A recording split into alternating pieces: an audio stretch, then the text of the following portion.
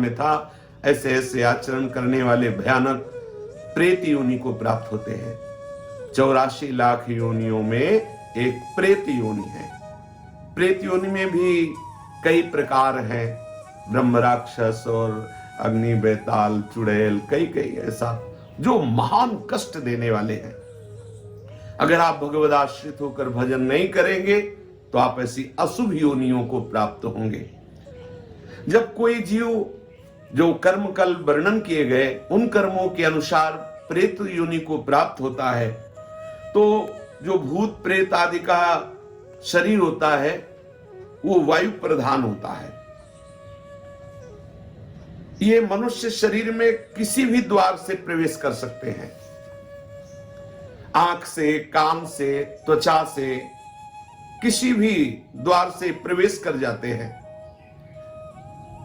और ये प्रवेश करके मनुष्य को बहुत क्लेश देते हैं। जब किसी के ये शरीर में प्रवेश होते हैं तो इनका वास होता अहम की वृत्ति में। मैं इसमें तो जीवात्मा वास करता, तदात्म भाव जीवात्मा करता है उस अहंकार में, मैं में। लेकिन उस अहम की वृत्ति में ये प्रेत जाकर के अपना वास बना लेता है और वहीं से वो समस्त इंद्रिय आदि पर शासन करता है। वो जैसा चाहता है वैसा व्यवहार उससे कराता है, इंद्रियों को अपने अनुसार चलाता है। फिर वो प्रेत कभी कभी कर्मों का भोग प्रकट होने पर एक शरीर में कई प्रेत आकर के वास कर देते हैं और उसको महान कष्ट देते हैं। पर यह है कि भूत प्रेत सबको नहीं सताते। ये स्वतंत्र नहीं कि जिसको बनाया उसके ऊपर चढ़ गए, उसे क्लेश देने लगे। ये मल द्वार से, मूत्र द्वार से, नेत्र द्वार से, घ्राणेन्द्रिय के द्वार से, श्रवणेन्द्रिय के द्वार से, त्वगेन्द्रिय से ये प्रवेश कर जाते हैं। अहम वृत्ति में जाकर के इंद्रियों पर शासन करते, नाना प्रकार के क्लेश उस शरीर को देते हैं। लेकिन ये हर एक शरीर में प्रवेश नहीं हो सकते, इनके ऊपर शासन ये मनमानी नहीं कर सकते। भगवान भूतेश्वर के शासन में संपूर्ण सृष्टि के भूत रहते हैं और जब किसी जीव का वैसा कर्म बिगड़ जाता है तो उसको दंड देने के लिए वो छूट दे देते हैं, तो वो प्रेत उसके ऊपर चढ़ जाता है, उसको वैसी ही बुद्धि दे दी जाती है। बुरी दशा आने के पहले बुद्धि बदली जाती है। वो जाएगा, पीपल के नीचे पेशाब कर देगा, श्मशान में ऐसे समय में जाएगा, संध्या काल, मध्याह्न काल, मध्य रात्रि, या संयोग वशात कर्म के अधीन होकर के वो प्रेत उसके सामने आएगा, वो उसे बोल देगा, कोई ऐसी घटना घटेगी, वो अपवित्र होगा, वो उसके शरीर में चढ़कर उसे क्लेश प्रदान करेगा। पर ये पक्का समझ लीजिए, कोई भी प्रेत स्वतंत्र नहीं है कि जब वो जिसको चाहे सता दे, ऐसा नहीं है। आपका जब कर्म बिगड़ेगा, आप अपवित्र होंगे और ऊपर से भूतेश्वर का इशारा होगा, तब वो भूत आकर के आपको दंड देगा। ऐसे स्वतंत्र योनि नहीं तो फिर क्या है, जब जिसको चाहे वो परेशान करे, किसी के शरीर में जाकर के खूब खाए पिए और तो बड़े आनंद का विषय, फिर उसको दंड का। भूत योनि में जो जीव जाता है जलता रहता है। यद्यपि इतने समुद्र नदी आदि हैं, वो जल नहीं पी सकता, कितने वृक्षों में फल नहीं खा सकता, कितना भोजन दुकानों में है वो एक चख नहीं सकता, खा नहीं सकता, वो भूखा प्यासा चिल्लाता रहता है। जब कोई ऐसा पापात्मा, मलिन, अपवित्र शरीरधारी और ईश्वर का इशारा होता है, उसके कर्म बिगड़े हुए जो सामने शरीरधारी आया तो इशारे पर फिर उसके शरीर में पहुंचता है, फिर उसको जो जल आदि मिलता है उससे वो तृप्त होता है। मनुष्य का कोई बुरा कर्म का जो भोग आता है तभी इनका संयोग होता है। भूत प्रेत उसमें तभी प्रविष्ट हो सकते हैं, ऐसा नहीं है कि वो मनमानी किसी को भी वो सतावे, किसी को भी वो दंड दे। कर्मों का भोग जब तक बना रहता है तब तक उनके शरीर में रहते हैं। जहां कर्म भोग समाप्त हुआ, कोई ना कोई निमित्त बनेगा, उसको भागना पड़ेगा। ऐसा नहीं कि किसी शरीर में वो बहुत काल तक बराबर रह सके। यदि रह रहा है तो कोई ना कोई कर्म भोग उसका है जो उसको निपटा रहा है। भूत प्रेत कभी कभी संत महात्माओं के सामने भी देखे गए हैं।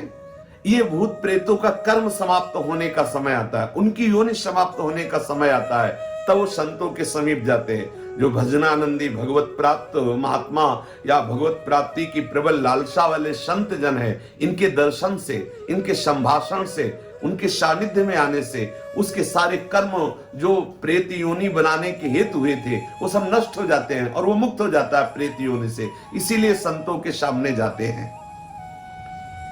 ऐसी अशुभ योनियां तुम्हें कभी सताए ना, इसके लिए बहुत सुंदर उपाय है। शास्त्र वेत्ता महापुरुष कहते हैं कि पहली बात तो जैसे वृक्षों में है कोई कील गड़ी हो, तो यदि आप भगवत शरणागत हैं, गले में कंठी है, तिलक लगाए हुए, नाम जप कर रहे, तो अगर उस वृक्ष से कील उखाड़ेंगे तो वो आपके ऊपर कोई आक्रमण प्रेत योनि नहीं करेगी। हो सकता है वो कील किसी ने प्रेत को वहां अभिमंत्रित करके कील दिया हो और आपने इसे खिलवाड़ में कील निकाल दिया, संयोग आपका कर्म संयोग बना, तो वो फिर आपके ऊपर। या कोई बोतल जैसे है वो जमीन में गड़ी हुई है, उसमें प्रेत आत्मा को कील दिया गया किसी तांत्रिक ने, वो आपके द्वारा निकाली गई या फोड़ी गई तो आपके ऊपर हावी हो जाएगा। ऐसा होने पर भी यदि आप गले में कंठी धारण किए हैं, नाम जप कर रहे हैं, तो ये भयानक प्रेत योनि आपका स्पर्श नहीं कर सकती, प्रकट भले हो जाए, उसकी इतनी सामर्थ्य नहीं कि वो आपका स्पर्श कर सके। प्रेत योनि तभी आक्रमण करती जब आप अपवित्र होंगे, मुंह जूठा होगा, आप अपवित्र होंगे, आप भगवत विस्मरण किए होंगे, गले में कंठी नहीं होगी, आप भगवत आश्रित नहीं, तभी ऐसा होता है। एक प्रातःकालीन बेला पर घूमने गए थे तो एक भयानक प्रेत प्रकट हुआ, तो घबरा गए, गिर गए। प्रेत ने उनका स्पर्श नहीं किया, थोड़ी देर खड़ा रहा, वो उनसे कुछ बोले नहीं और चल पड़े। प्रेत ने रोका भी नहीं, क्योंकि उनके गले में वो आकर के फिर संतों से मिले, बातचीत की कैसा, तो वो कोई भय प्रदान नहीं किया, अपने आप भय करके गिर गए, उसने स्पर्श भी नहीं किया, उसकी हिम्मत भी नहीं थी बोल दे। तो उन संतों ने बताया कि गले में तुम कंठी पहने थे, कुछ नियम भजन का करते थे, इसलिए किसी की ताकत नहीं कि तुम्हें छू सके। भगवान नाम में, भजन में बड़ी सामर्थ्य है। यदि किसी को ऐसा लग रहा हो कि उसे प्रेत बाधा सता रही है, प्रेत बाधा क्लेश दे रही है किसी को भी, तो एक बहुत सहज उपाय है, हमारे शास्त्रवेत्ता महापुरुषों ने वर्णन किया है। यदि हम भगवत चरणारविंद का आश्रय ले ले और ये वचन बिल्कुल पक्के विश्वास पूर्वक मान ले, बोले यश्च भागवतम शास्त्रम वाचैदर्थतो निशम जन्म कोटि कृतं पापम नश्यते नात्र संशयः। यदि श्रीमद् भागवत महापुराण का उसको श्रवण कराया जाए, अगर आप संस्कृत का ज्ञान रखते हैं तो अच्छा, नहीं तो किसी विद्वान के द्वारा पक्का समझ लो, वो निश्चित प्रेत का भी उद्धार हो जाएगा और जिसके शरीर पे प्रेत आया होगा वो प्रेत बाधा से मुक्त हो जाएगा। करोड़ों जन्मों के पापों का नाश, ये वाङ्मय स्वरूप श्री कृष्ण का है। यश्च भागवतम शास्त्रम वाचेदर्थतो निशम जन्म कोटि कृतं पापम नश्यते नात्र संशया। अर्थ सहित श्रीमद् भागवत का श्रवण या कथन करने से करोड़ों जन्मों के पाप नष्ट हो जाते हैं और निश्चित उस प्रेत का भी उद्धार हो जाएगा और जिसके ऊपर प्रेत आया है वो भी प्रेत बाधा से मुक्त हो जाएगा। देखो, धुंधकारी महान भयानक प्रेत जब गोकर्ण जी ने श्रीमद् भागवत कथा श्रवण कराई तो 7 दिनों में सूखे बांस की गांठ में वो बैठा हुआ था, वो गांठें फट गई और वो भगवत पार्षद होकर, कोई साधना नहीं हुई उससे, केवल श्रीमद् भागवत का श्रवण किया तो वो भगवत स्वरूप होकर दिव्य विमान पर बैठकर भगवत धाम को गया। महाभयानक प्रेत, बुरा आचरण करने वाला धुंधकारी।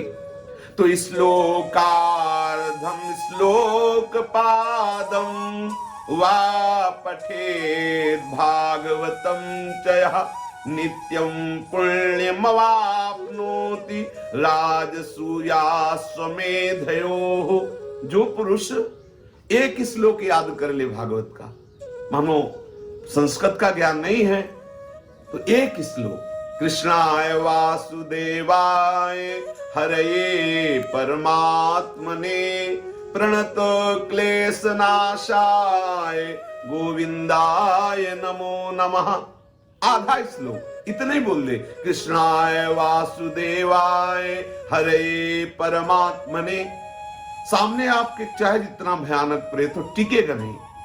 श्री कृष्ण का वाग्मय स्वरूप, महामंत्र स्वरूप श्रीमद् भागवत है। एक श्लोक, आधा श्लोक यदि आप उच्चारण करते हैं तो राजसूय अश्वमेध आदि यज्ञों का फल स्वाभाविक आपको प्राप्त हो जाता है। कोई भय आपके सामने टिक नहीं सकता, कोई बंधन आपको बांध नहीं सकता। आप उच्चारण करके तो देखिए, आप रट करके तो देखिए।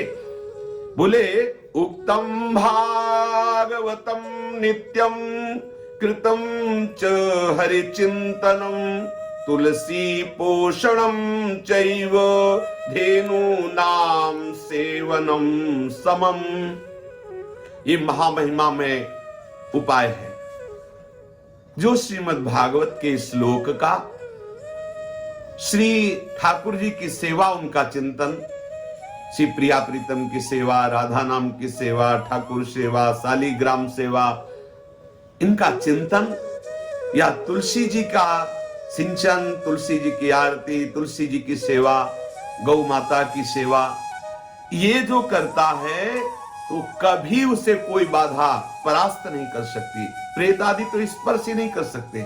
जो ठाकुर सेवा करते, गले में तुलसी धारण करते हैं, श्रीमद् भागवत का श्लोक याद किए हुए हैं, और जो हरि चिंतन करते हैं, गौ को ग्रास देते हैं, चारा देते हैं, सेवा कर, ऐसे पुरुषों को प्रेत छू नहीं सकते। हाँ, अपना उद्धार कराने के लिए सामने प्रकट हो सकते हैं। बोले अंत काले तु ये नैव श्रूयते सुख शास्त्रवाक् प्रीत्या तस्यैव वैकुंठम गोविंदोपि प्रयच्छति। यदि किसी का शरीर पूरा हो रहा हो और आप उसको भागवत के श्लोक सुना दे, वो सीधे प्रभु के धाम को जाएगा। बड़ी महिमा है।